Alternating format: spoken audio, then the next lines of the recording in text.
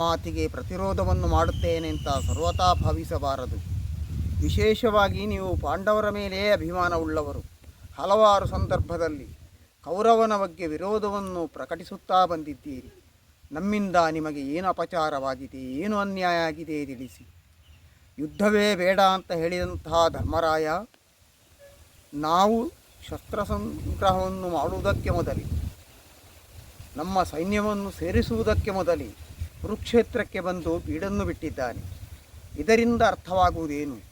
ದ್ವಂದ್ವಗಳನ್ನು ಕೂಡಿದಂತಹ ಧರ್ಮರಾಯನ ಮಾತಿನನ್ನು ತಾವು ಸ್ವಲ್ಪ ವಿಮರ್ಶಿಸಿ.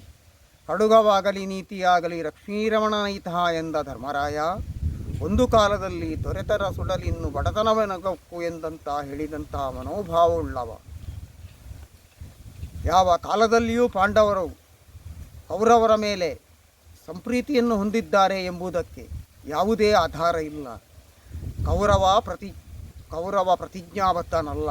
ಆದರೆ ಪಾಂಡವರಲ್ಲಿ ಎಲ್ಲರೂ ಪ್ರತಿಜ್ಞೆಯನ್ನು ಮಾಡಿದವರೇ. ಭೀಮನಂತೂ ನನ್ನ ತೊಡೆಯನ್ನು ಮುರಿಯುತ್ತೇನೆ ಅಂತ ಪ್ರತಿಜ್ಞೆ ಮಾಡಿದ.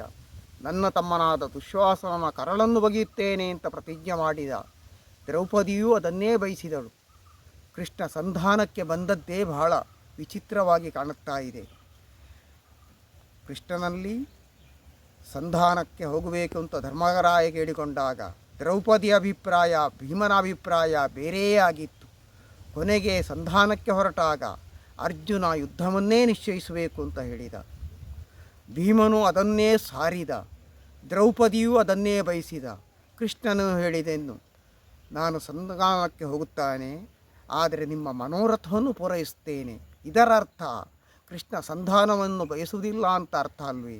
ಹಾಗಾದರೆ ಎಲ್ಲರೂ ಬಯಸುತ್ತಾ ಇರುವುದು ಯುದ್ಧ. ನನ್ನ ಬಗ್ಗೆ ಯೋಚಿಸಿ. ಚಂದ್ರವಂಶದಲ್ಲಿ ಹುಟ್ಟಿದವ ನಾನು, ಕ್ಷತ್ರಿಯ ನಾನು. ಕ್ಷತ್ರಿಯೋಚಿತವಾಗಿ ಸಂಗ್ರಾಮವನ್ನು ಮಾಡಬೇಕಾದುದು ನಮ್ಮ ಆದ್ಯ ಕರ್ತವ್ಯ.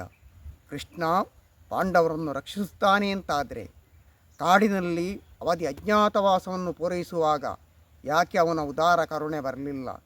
ಕೃಷ್ಣನ ಕರುಣೆಯೇ ಅವರಿಗೆ ಪ್ರಧಾನವಾಗಿದೆ ಅಂತಾದರೆ ವ್ಯಾವಹಾರಿಕವಾದ ಸಂಬಂಧವನ್ನು ಪ್ರತಿಪಾದಿಸುತ್ತಾ ಇದ್ದಾನೆ. ನಾನಂತೂ ದೃಢವಾದ ನಿರ್ಧಾರಕ್ಕೆ ಮಾಡಿದ್ದೇನೆ.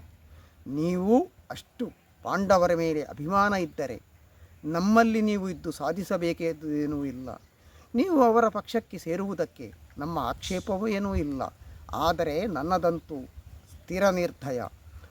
ರಣದಿಂದಲ್ಲದೆ ಭೂಮಿಯನ್ನು ಪಾಂಡವರಿಗೆ ಸಂಧಾನದಲ್ಲಿ ಕೊಡುವುದಿಲ್ಲ.